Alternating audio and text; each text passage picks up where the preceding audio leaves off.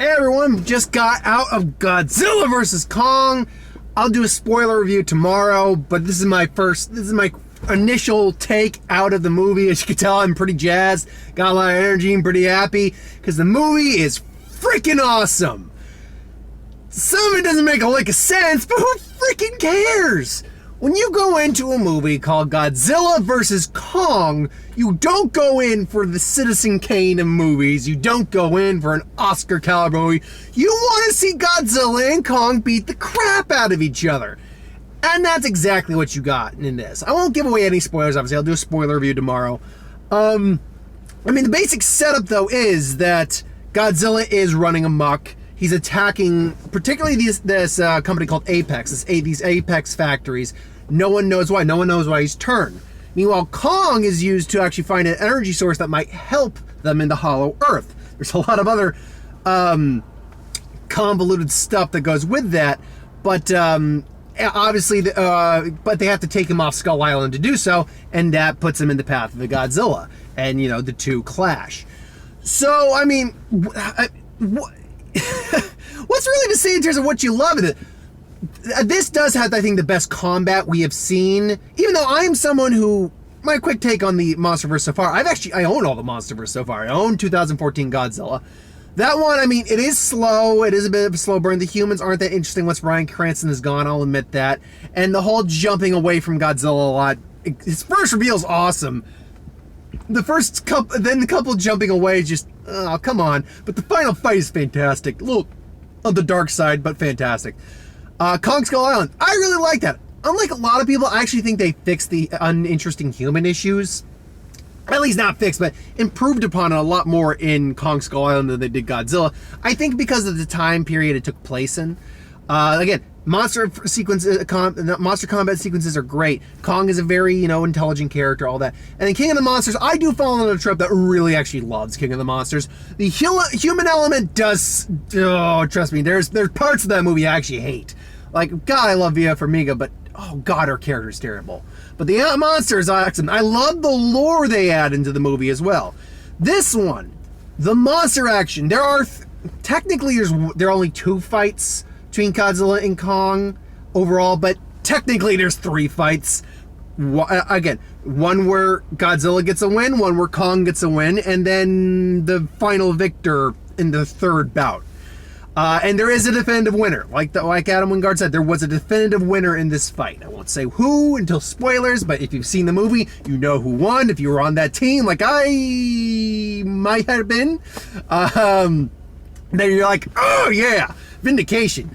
But either way, the fights are great. The aircraft carrier fight alone in the ocean is fantastic. We learn a little bit too. You see in the trailer, Kong actually can swim a little bit. He's not designed for it, but he's heavy enough, he's buoyant enough that he can swim to some degree, which I found interesting. Also like the fact that Kong does eat meat. Because you see him eating fish at one point, like just a handful of them. You see that in Kong Skull Island too. I just like that little factoid that no, this is not actually a gorilla. By all accounts, he looks like it and everything, but he's a titan. He eats meat.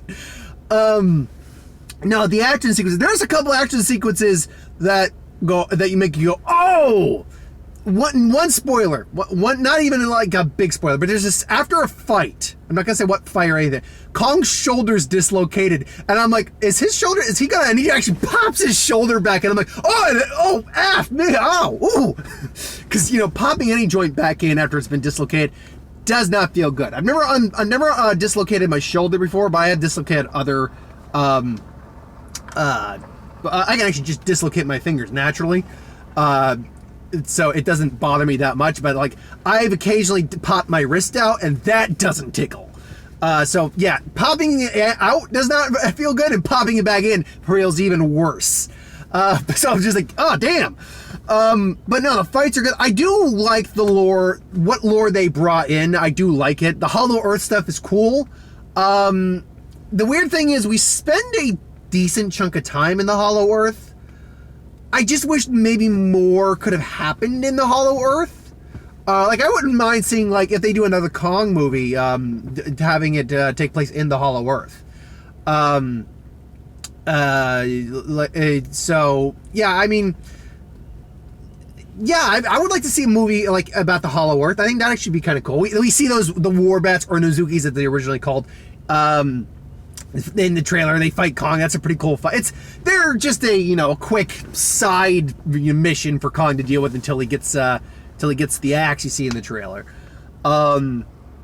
But yeah, now if you've been paying attention at all, Mechagodzilla's in the movie. And when Mechagodzilla shows up, and I'll admit, they actually show him, in terms of the movie's time and like the way it's paced, relatively, like maybe only at the halfway mark we get introduced to Mechagodzilla. And I'm not gonna, again, I'll talk about more of it into spoilers. It's kind of, Mechagodzilla is kind of, you gotta really, if you're a fan of kaiju movies, it doesn't bother you, but if you're like watching this for just entertainment value, you do got to suspend disbelief upon what they're doing with this, like how this version of the Mechagodzilla works.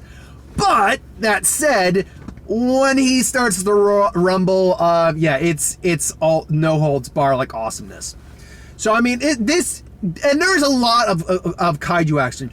There is Kong. We open on Kong. And I like the fact too that they I think the director kind of described it, or one of the writers described it as, think of Kong at this point, Kong as a old gunslinger or an old samurai or an old warrior who's just fought so many battles and he's just tired and he just kind of wants some peace, but at the same time he's got to take arms one more time to get into one more big fight. And you kind of see that because you can tell Kong's a lot bigger. He's roughly Godzilla size. He's actually got some gray in the beard he has, but he also has a bit of a soundtrack that follows with him. When we see him in the beginning and when we see him on the boat, he's got a soundtrack with him.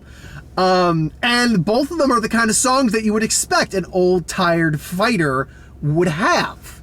So, I'm like, yeah, when I remember, because I heard the songs and I'm like, I remember that quote, and you know what? I'm totally getting that vibe. Where the movie suffers, unfortunately, and you know what, it's with all these monster films. Honestly, I think the best human element was in Kong Skull Island. They were the most interesting characters and some of the most likable characters. Unfortunately, like, Millie Bobby Brown is a great actress, but first off, she didn't need to be, she was one of my complaints about Godzilla King of the Monsters, but she didn't need to be there, and she frankly doesn't need to be here.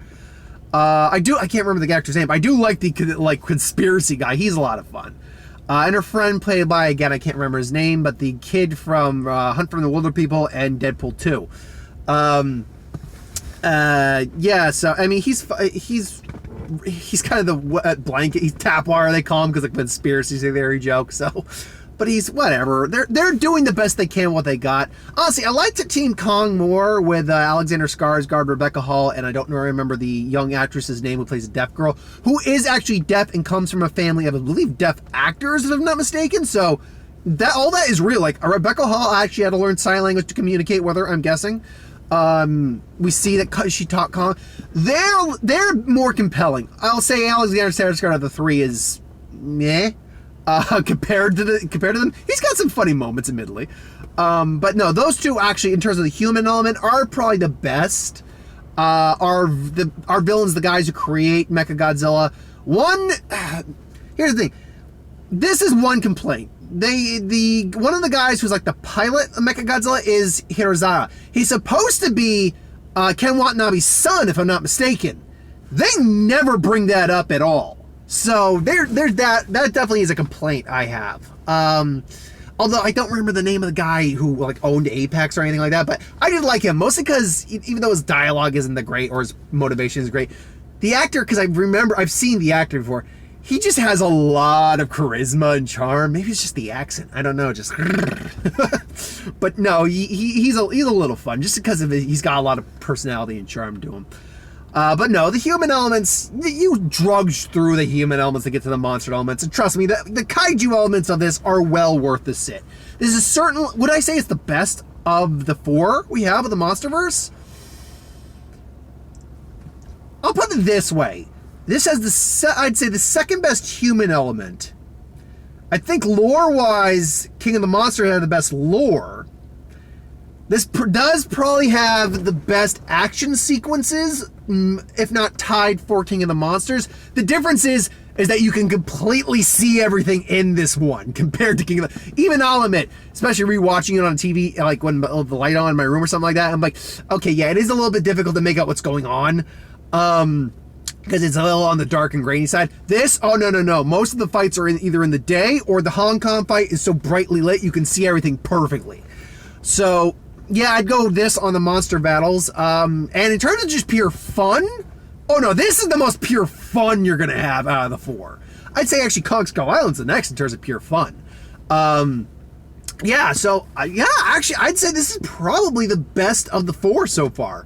And it's because it knows what it is. It's not trying to sell you on anything drastic, like, the environment, we need to protect the environment, of the freaking, oh god, this character pissing me off. There are certain characters in the movies that just piss you off. Hers pissed me off. But yeah, it's not about, the nature of man or anything like that. I mean, they throw a little bit about it in there. You can't play God, basically. That's kind of like the whole Mechagodzilla thing. No, it's honestly just, it knows what you want. It knows that you have to sit through some human elements for it, so they try to do the best they can with the script. But they know you just want to watch Kong and Godzilla duke it out.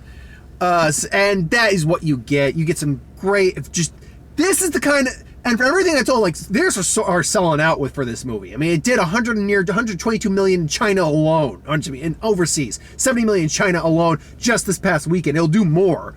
I don't know what's projected domestically for opening weekend right now. Allegedly, there's projecting it ever from like 350 to 400 or 300 to 400 million when it's all set up for its run, which in a normal non-pandemic year would not be good, but for a pandemic year, oh, that's a win across the board. So we'll see what Kong Godzilla can do. I'm praying good things for this because I want the MonsterVerse to continue, and if they can keep it like this with this kind of tone, with these kind of movies, they can rebuild off of, unfortunately, the failed financial disappointment of King of the Monsters, which I'll be honest, I like that movie a lot, but it's a financial disappointment. The other two did pretty well, but not like amazing gangbuster numbers, but did pretty well. Think words here. So yeah, this Sunday, this will be my first box office report ever since the pandemic pretty much hit. So yeah, so we'll see what the numbers are for this weekend. But anyway, what did you think of Godzilla vs. Kong? Did you see it? Let me know. I mean, most people have probably seen it who didn't go to the theaters, but I wanted to go to the theaters. My theater wasn't packed, but I was also I have a Cinemark, so I have the XD. I went to the XD screen. It was fantastic. It was still pretty filled up, so I can only imagine what regular screens were like.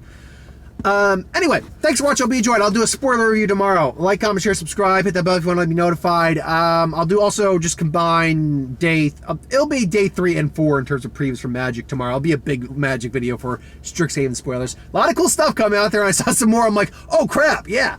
And there should be a Pokemon video, if I'm not mistaken, tomorrow as well. So keep your eyes up for that. Until then, thanks for watching. Hope you enjoyed, and I'll see you later, folks. Have a good one.